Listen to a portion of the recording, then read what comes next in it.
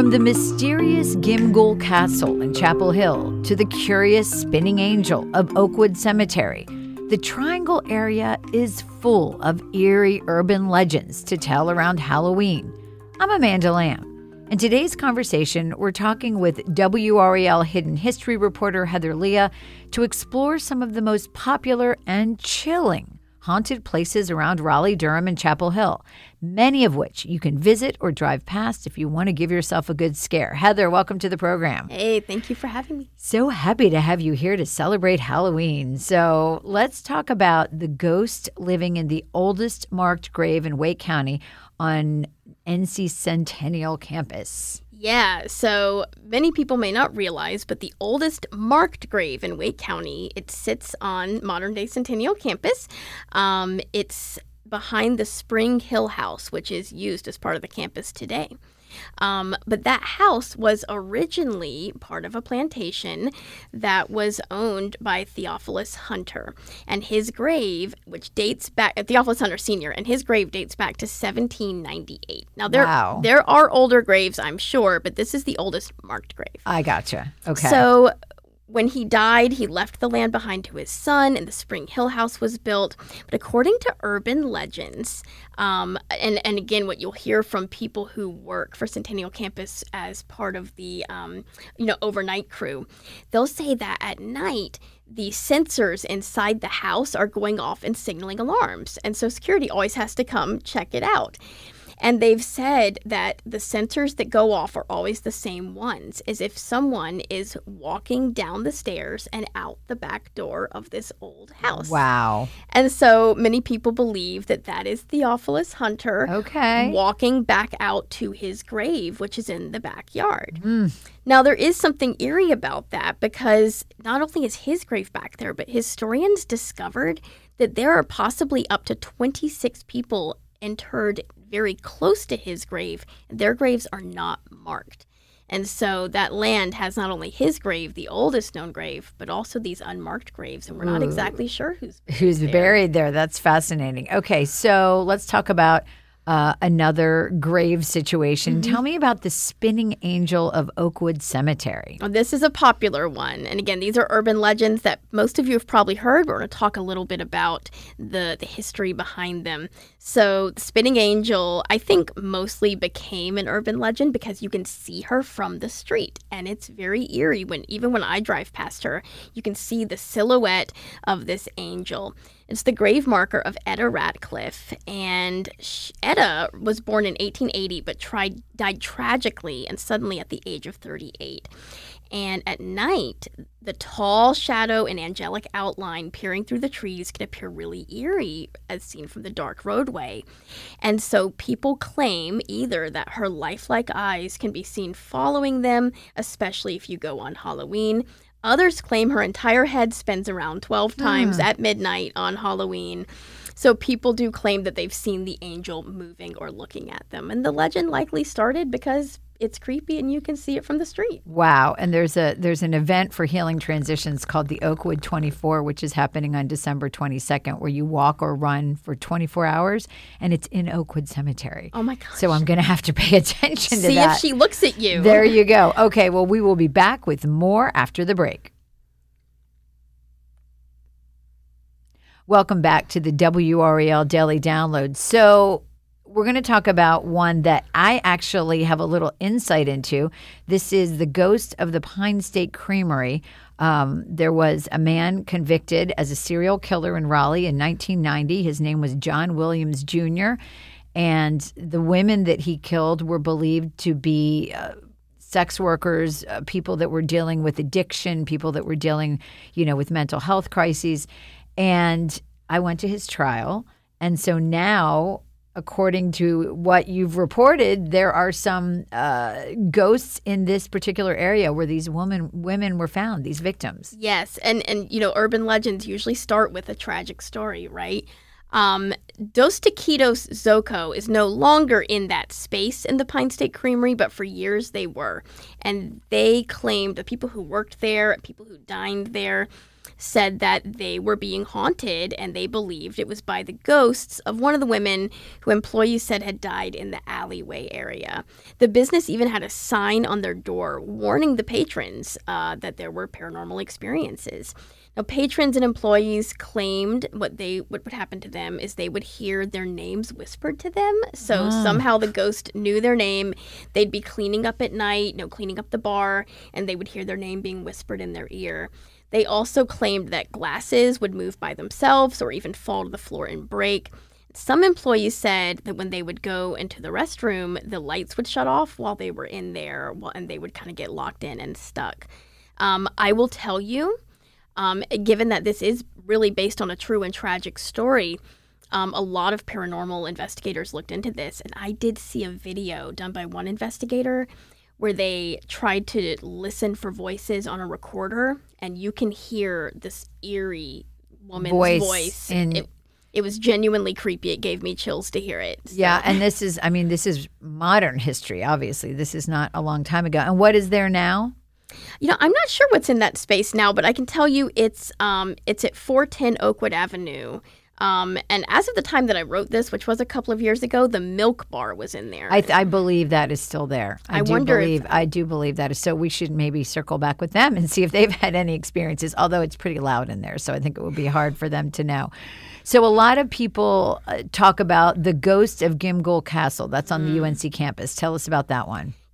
College campuses have their own special ghost stories, right? NC State has ghost stories, Duke has ghost stories, and Gimghoul Castle is, I think, known nationally. First of all, because it's a castle, and that's just fascinating. So that castle was built in the 1920s, and pretty much every Halloween you will see legends of Gimghoul Castle circulate. Much of the castle's real history has been blurred together with the legends and the ghost stories, and so it can be difficult to tell which part are history and which are myth. And actually, I want to do more on the history of the castle and try to learn.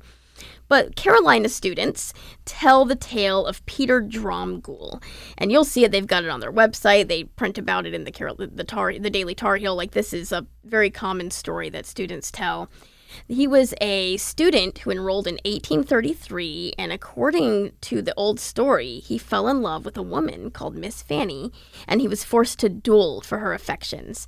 Now, the castle wasn't there yet, but according to the tragic tale, he lost the duel, and he died on a rock, permanently staining it with his blood, and his body was hidden beneath the rock in a shallow grave. Now, that rock is still out there today, and of course, students say that you can see the blood stains on the rock in front of the castle. So, wow, that's a pretty scary thought.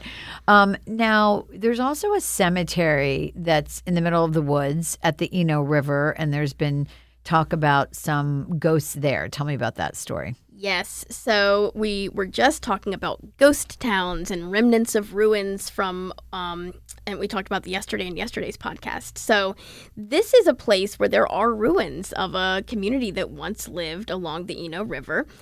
There are remains of homesteads, mills, farms, and even graveyards of families who tilled that land in the 17 and 1800s.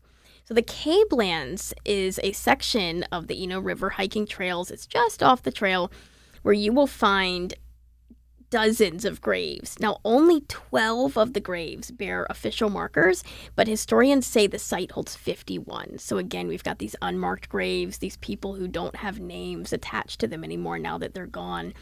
When you see it, it's got broken headstones and sunken graves. And in this section of the park, many hikers have reported hearing whispering voices, screams from the woods. And one paranormal investigator told me he was out there and there was a shadow person. He saw just maybe 10 or 12 feet away, the shadow of a man standing there near him. And when he looked up, of course, it was gone. I did go out there and we did a recording and we heard a voice over the recorder go, "Hello?" Oh, I think I would have taken off. I think that would not have worked well for me. So I have done the haunted downtown tour in Raleigh where you go and they take you to all of the older buildings. I did it about 2 years ago. And it's fascinating because the history is fascinating. But there was one house that people still say they have seen somebody in the window. So tell me about that. Yes. So the legend of the Mordecai house is that, first of all, it's the oldest house in Raleigh, still on its original foundation. And there are employees who work there who have claimed to have supernatural experiences. Visitors and workers report seeing a woman wearing a 19th century dress wandering the halls. Rumors also say that she can be seen standing on the balcony if you pass by at night. And she's wearing a gray old dress. And some have called her the Lady in Gray. Other people have heard the piano play all by itself in the night, and some people report seeing a gray, mist-like substance hovering over the keys. Many believe there are two ghosts in the home, Margaret Mordecai and Mary Willis Mordecai Turk. And it would make sense that the matron of the home, who took such pride in it, would stay there and try to continue keeping her home up. And many believe that's what's going on. Wow. And even Cary, which it's interesting because we all think of Cary as a newer community, right? But there's still history there. There's some haunted woods, some buried treasure, and a ghost horse. Tell me about that. Yeah, I had to get the Cary ghost stories in here because people usually don't believe Cary has ghost stories. So, first of all, Cary is pretty old. It was founded in the 1800s. Okay. And the haunted woods and buried treasure are really one story. So if you've ever driven down High House Road, sure, it's named after a house that was actually once standing on that road. It was called the High House because it was 2 stories tall. It was a very tall-looking home. There are pictures of it, and it stood on a hill. So they called it the High House. Well, there are primary sources documenting in the 1800s that people who lived in that home and on that land, sometimes they would disappear in the woods. One woman in particular disappeared into the woods for several days, and they were searching for her. When they found her, she had managed to come back home, and they said she was as if possessed. She was very disconnected, disjointed, and seemed to have been completely traumatized by whatever happened to her out there. Ooh. People who lived, and she was lost in those woods around the house. People who lived out there, even children who lived out there, claimed that they could just hear eerie sounds coming from the woods, and a lot would happen out in that land. Well, later, there was the owner of the home who had a dream that someone came and stole his gold, his possessions. And back then, we didn't have security systems, so Sure. you had to hide it. Well, he had hidden it in his, not the chimney, but in the fireplace. And in a dream, someone came and stole it. He got up and rushed to check to make sure his gold was still there, and it was gone. So there's this legend that there could be buried treasure out there where the house once stood. But the house has been torn down, and a lot of historians aren't sure exactly where that house stood. So there could be some buried treasure in some haunted woods out there in Cary. Wow. And the phantom horse is another very eerie story. So apparently, if you are in downtown Cary, near Town Hall, which is where the old Page Walker Hotel Sure. is, at night, sometimes you can hear a phantom horse galloping around. And the legend goes back to when Union soldiers occupied Cary. They actually stayed in that hotel, and the people of Cary were looking on with dismay because they were being occupied by what they saw as the enemy, of course. And when the Union soldiers left, they stayed a few weeks. They tried to get their people healed up. They had a hospital. One of their young soldiers died.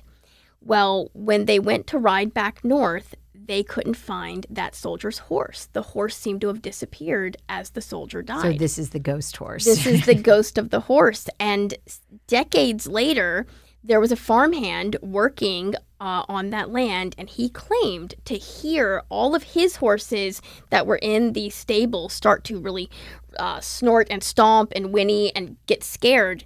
And then he heard this galloping horse but couldn't find it anyway. So that's the phantom creepy. horse. Well, you have certainly given us a lot to think about on Halloween, Heather. Thank you so much for sharing all these spooky stories with us.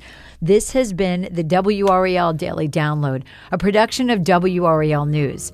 Check out my new true crime podcast from WRAL Studios, The Killing Month, August 1978. Details the investigation into the serial murders carried out by a band of outlaw brothers in Pennsylvania. Episodes 1 and 4 are available now. Find the show wherever you get your podcasts.